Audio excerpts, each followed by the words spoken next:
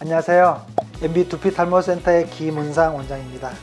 이번 시간은요, 지루성 피부염처럼 이렇게 청소년 탈모와 같이 흔히 생길 수 있는 질환들에 대해서 알아보는 시간을 갖도록 하겠습니다.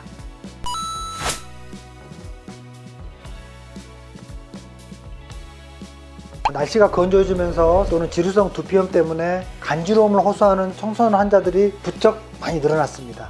두피는요, 지루성 피부염이 가장 잘 생기는 부위 중에 하나입니다. 그래서 피지선의 활성도가 굉장히 증가하면서 과도하게 피지를 만들어내게 되면 이렇게 두피에 염증을 일으키게 되는 매우 흔한 질병입니다.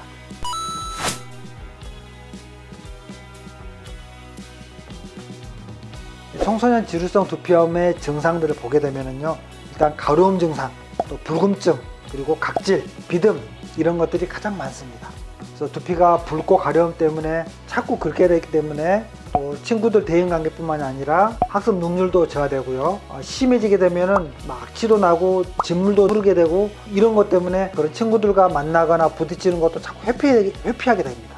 그래서 이런 청소년들에서 나타나는 지루성 두피염 증상은요, 반드시 치료를 받아야 될 것이고요, 이게 진행이 되게 되면 나중에 지루성 탈모로 직행하기도 하기 때문에 매우 심각해질 수도 있습니다.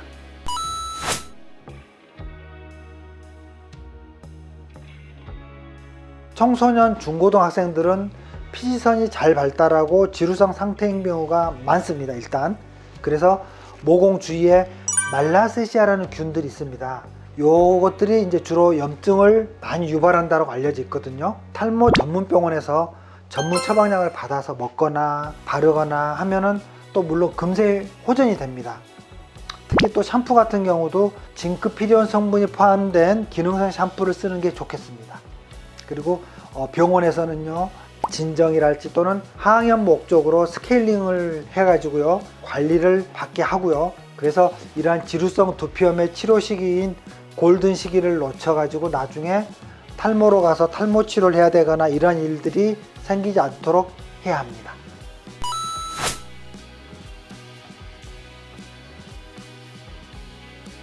네, 진료를 하다 보면은 머릿속에 모낭염들이 더더더 붙어있는 그런 중고등학생들을 자주 접하게 됩니다. 이게 이제 지루성 두피염하고 모낭염들이 겹쳐서 염증 반응이 생겨 있는 거거든요. 이런 자리에 나중에 원형 탈모처럼 둥그렇게 이제 탈모가 또 진행이 되는 것도 보실 수가 있는데요. 이게 두피 전체에 걸쳐 있는 경우도 있습니다. 하지만 일반적인 스트레스성 원형 탈모와 차이점을 보면은요, 이 주위의 모낭염들의 병변이 일단 많이 보입니다. 두피가 뻘겋거나 염증이 있기 때문에. 그리고 원형 탈모 모양으로 생긴 그 가운데 병변 보면 모낭염증, 즉 여드름처럼 염증이 생겼던 자국이 이렇게 점처럼 남아 있습니다. 그렇기 때문에 일반 원형 탈모하고는 감별이 쉽습니다. 그리고 이 모낭염은요, 스트레스보다는 염증이 원인인 경우가 많기 때문에 좋아진 후에도 후유증이 남아요. 그래서 반응성 탈모처럼 이 원형 탈모인데 그 후유증이 좀 더 치료가 힘들고요, 또 그 원형 탈모 양상의 모습들이 모발이 자라는 것도 좀 늦고요, 때로는 아예 영구적인 탈모가 되는 경우도 있습니다. 요게 일반 스트레스성 원형 탈모와 모낭염이나 이런 염증 후에 생기는 반응성 원형 탈모와의 차이점이라고 하겠습니다.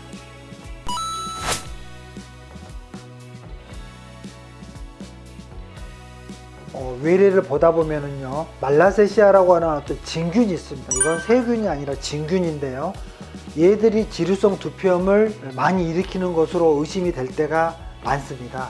그래서 단순한 어떤 지루 상태라기보다는 습진이나 무좀처럼 이렇게 경계를 넓혀가면서 지루성 두피의 범위가 넓어져가는 양상을 보이는 경우를 말합니다.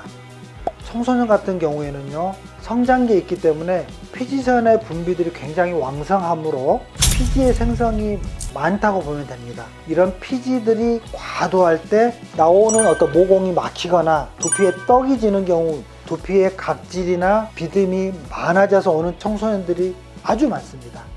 여기에 이제 두피열이 많다거나 또는 땀이 많이 난다거나 뽀로지들이 얼굴이나 두피까지 온통 여드름꽃이 피어서 레어나는 경우도 매우 흔합니다. 그래서 남학생이든 또는 여학생이든 교복이나 옷에 어깨나 이런 등 쪽으로 하얗게 눈 오듯이 부스러진 각질이나 비듬 가루들, 이런 것들이 수북이 쌓여 있다면 얼마나 비호감이겠습니까?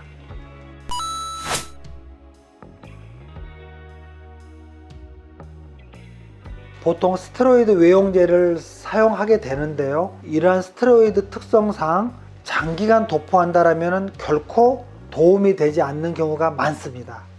그래서 보통 케토코나졸이라고 부르는 항진균제를 병행을 해서 처방을 합니다. 이 항진균제 연고는요, 항염 효과는 없지만 스테로이드처럼 피부를 얇게 하거나 모세혈관 확장시키는 그런 부작용들이 없기 때문에 같이 침투되어 있는 이러한 진균들을 치료하는 목적으로 좀 더 안전하게 써볼 수 있겠습니다. 지루성 두피염으로 진단이 돼서 왔는데 약물이나 어떤 처치에 반응이 더딘다거나 또 재발이 많이 있는 경우에는요, 두피염 치료에 잘 반응하지 않는다라고 판단을 해서 지체 없이 항진균제를 병용 투여해서 지루성 두피염과 같이 붙어서 사는 이 곰팡이, 얘들까지 일석이조로 치료를 함으로써 결국에는 좋아진 경우를 많이 보았습니다. 이럴 때 저는 보람을 많이 느낍니다.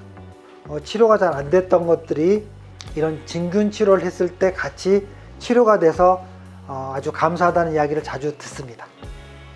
네, 이번에는요, 청소년에서 잘 생기는 지루성 두피염에 대해서도 알아보았고요, 거기에 같이 붙어있는 진균증에 대한 치료에 대해서도 알아보았습니다. 아시다시피 청소년기에는 성장기에 해당이 됩니다. 그래서 피지과다, 지루성 두피 이런 경우들이 아주 많을 수밖에 없습니다. 그래서 반드시 이런 소아 청소년 같은 경우에는 깨끗한 세정, 그리고 올바른 식습관들로 인해서 이런 지루성 두피를 잘 관리하셔가지고 두피염으로 발전하는 일이 없도록 이런 가족들의 관심이 매우 필요할 것 같습니다. 이상 MB 두피 탈모센터의 김은상 원장이었습니다. 감사합니다.